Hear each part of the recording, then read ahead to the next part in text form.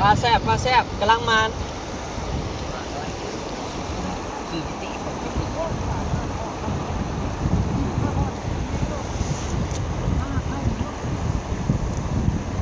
นี่ปลาถังไล่ถูกหลายโตตึกเลยได้ทั้งไปไป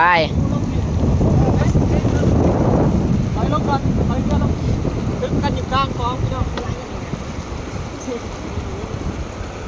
โอ้โหน้ำเลย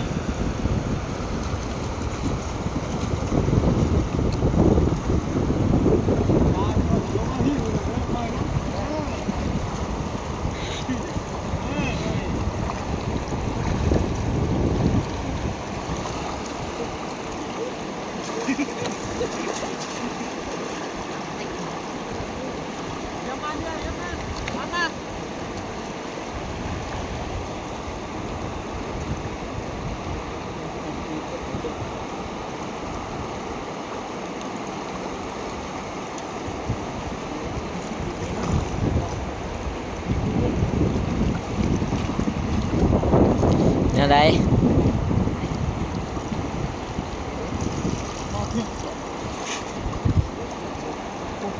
ตึกเอาตึกเอานอกกับตึกจริงๆอ่ะ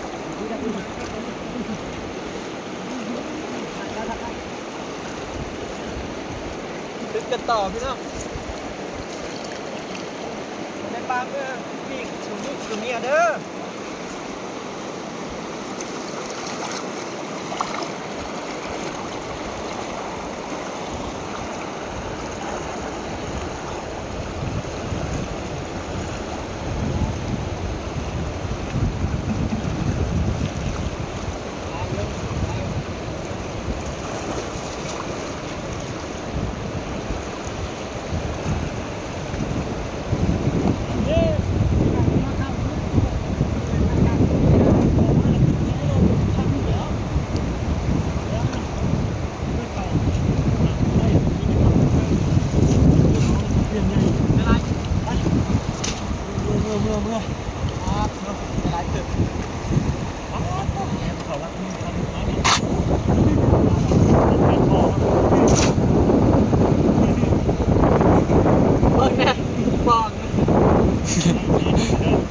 ปลาใหญ่ฉีก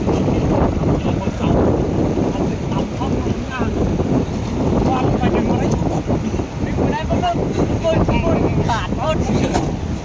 เออเรียกว่าดีหน่อยได้ปะวาดครับ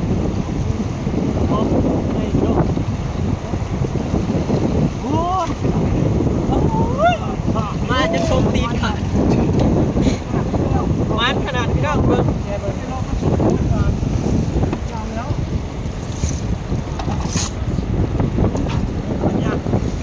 นี่เจ็บขอทุกมันแล้วเด้อเจ็บเพิ่นเอาน้ำเมื่อมันจะได้ขึ้นรถนี่มาดิใช่ผมนะ1 2 3นี่เนี่ยพี่น้องปั๊บกลางปั๊บกลางนี่เมื่อปัดกันอยู่บ้าน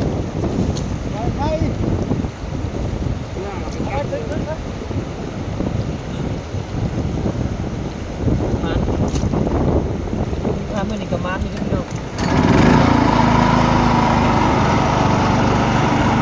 แค่ข้าวหมูครับปลา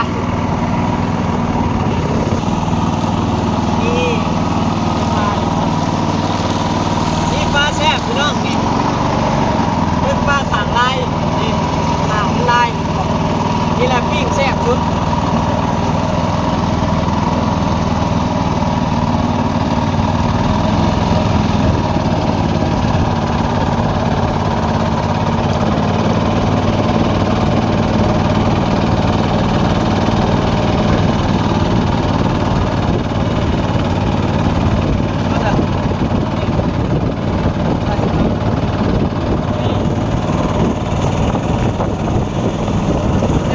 นี่หลายจาน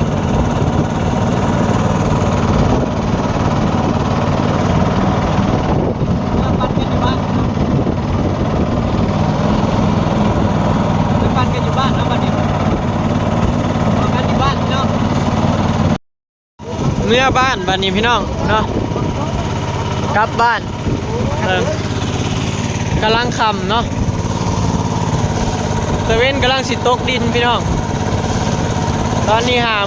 5:28 นาทีเนาะใกล้สิตกดินแล้วตะเว้น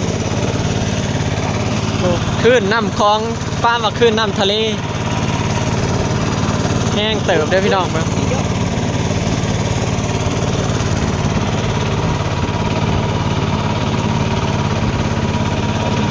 เมียปันปลากันอยู่บ้านพุ่นพี่น้องนี่ได้หลายเติบเนาะ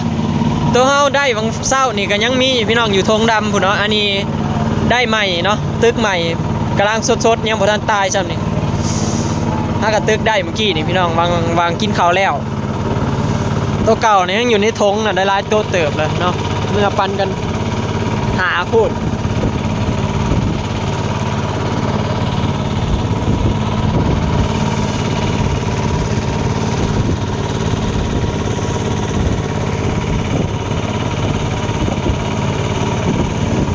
น้ำ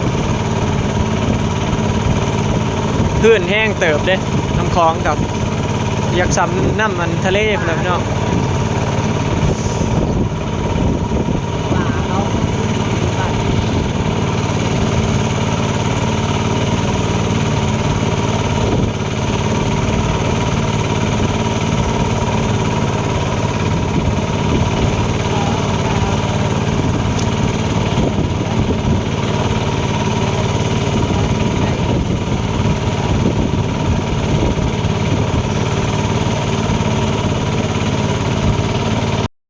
เทือนเลยพี่น้องปั่นปลากันบัดนี้นี่คือผลงานของเราวันนี้โอ้ยเสียดายตึงแฮสาพวกนี้ ปลาล่างยิ่งเฮ็ด ล่างโหลดเลยผมไปเฮ็ดนะนี่ได้คือบนทอกัน ปั่นปลากันบัดนี้พี่น้องผลงานตอนที่เราใช้ก็แต่คนที่เก่าจะ ทงนะครับ เอาทงมาได้ไหม ปลาเกิดกูหากันตาย ทงเงินอย่างนี้ปะเอาปลานี่ให้อุ่นเมื่อไหร่ทงหมอเขาเอารถเฮ้ยด่วน ปั่นปลากันมากินพี่น้องกินแรง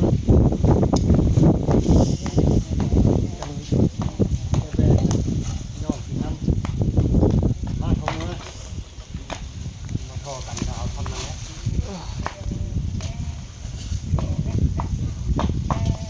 ไอ้ยีเหล็กปะเพียนสาปะเพียน หน้าจนสั่น แม่บ้านไหนใครอีกบ้านเงินดิเท่เงินนอนผ่า แฮลูกปุดบ่ บ้านนี่ครูเป็นยุแม่สอง ให้ตัวหน่อยก็ซอง ปั่นให้เลยนะ พากันไปตั้งแต่เช้าพี่น้องจนค่ำ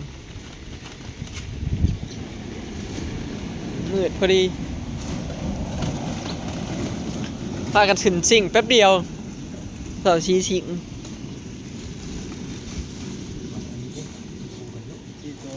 โอ้ยครูกันอยู่เนาะ ชายุปัสอีคูกัน นี่เนาะ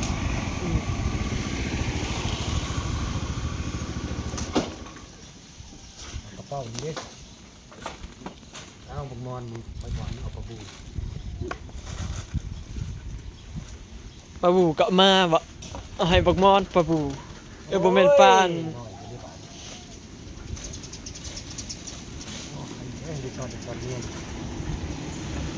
ตอนลูกตอนเมียอยู่เด้พี่น้อง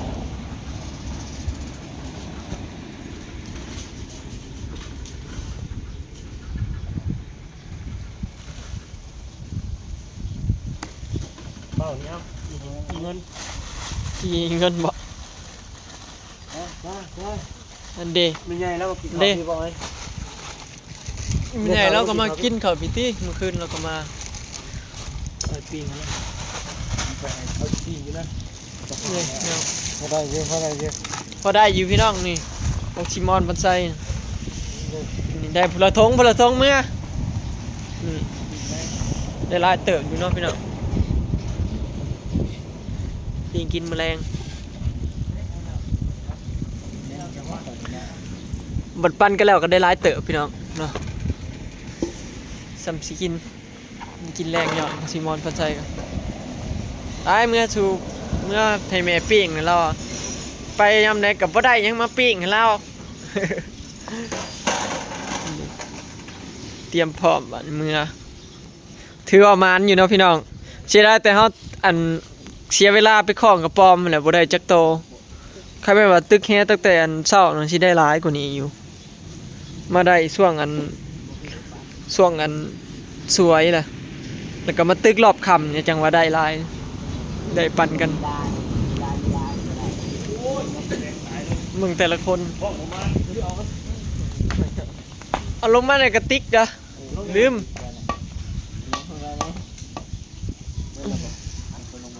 ไอ้เมื่อป่านนี้ ได้เมื่อหรือว่าบ้านก็เหมือนกัน เมื่อ เดี๋ยวฝากเขาอยู่นั่น เมื่อกินข้าวแรงบ้านไปแล้วกระปอมบ่ได้พี่น้องได้แต่ปลาเนาะเมื่อแล้ว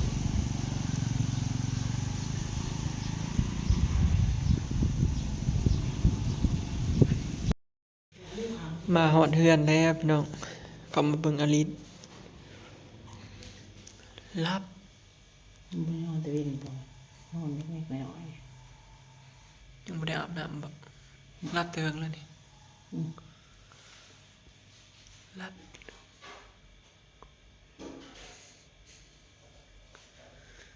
นอนตุ่มผมนอนถึงแล้วยังไม่ตื่นอยู่พี่น้องตื่นก็จะไปอาบน้ำยังไม่ได้อาบน้ำเพื่อนนะ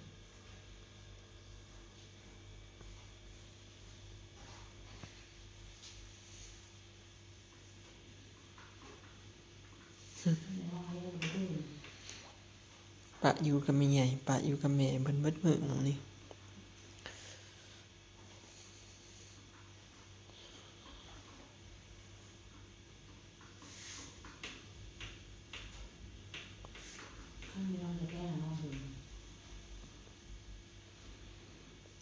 บ่ได้นอนเบิดมื้อเลยฮะก็สินอนบ่เฮิงนั่นเลยมันบ่ได้นอนเบิดมื้อมานอนก็เฮิงนั่น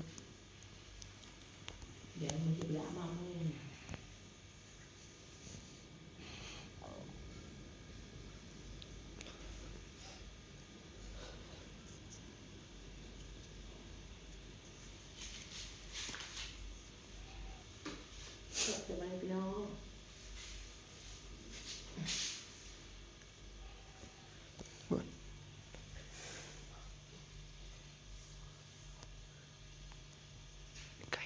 ละ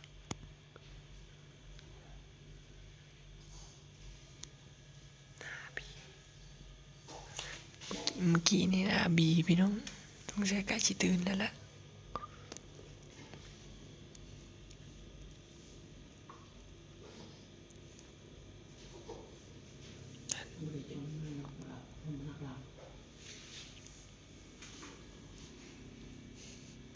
ก็จักหน่อยก็นอนบ่ได้แล้วพี่น้องใหญ่ละย่อยก็สุดแล้วตอนนี้ยังนอนได้อยู่5 เดือน6 เดือนไปก็นอนบ่ได้แล้วนี่5 6 เดือนนอนบ่ได้บีจริงนะนอนต่อสักอีกนอนต่อสัก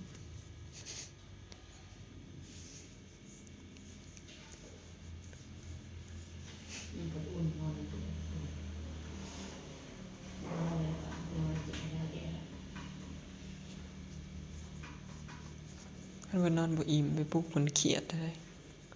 ให้จักหน่อยยังปลุกนี่นอนแต่เฮิงบ่ได้จักได้ชั่วโมงแล้ว